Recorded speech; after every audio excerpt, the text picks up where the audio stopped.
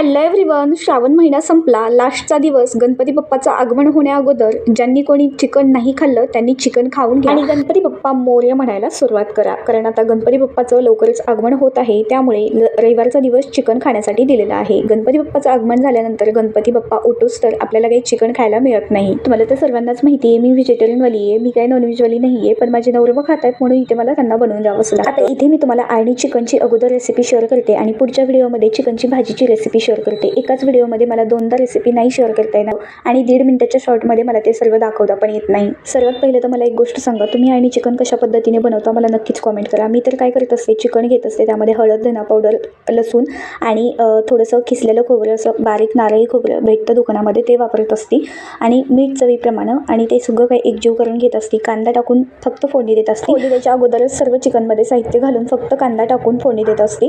तुम्ही कसं बनवताय आणि चिकन मला नक्कीच कॉमेंट करा. तर मी तर अशाच पद्धतीने बनवते. आमचंच पाणी सुटू देत असते, नंतर पाणी टाकत असते गरम आणि छान अशा 3 ते 4 शिट्ट्यामध्ये हे माझं अळणी चिकन व्यवस्थित शिजून तयार होतं. तर 4 शिट्ट्या घेऊन झालेल्या आहेत कुकरच्या, पाहू शकता. एकदा वाफ काढून घेते आणि शिजलेलं आहे चिकन माझं व्यवस्थित असं. आपलं अळणी चिकन सुद्धा शिजून झालेलं आहे. आता पुढची रेसिपी जी येईल ना, याच चिकनपासून मी तुम्हाला चिकनची भाजी बनवून दाखवणार आहे.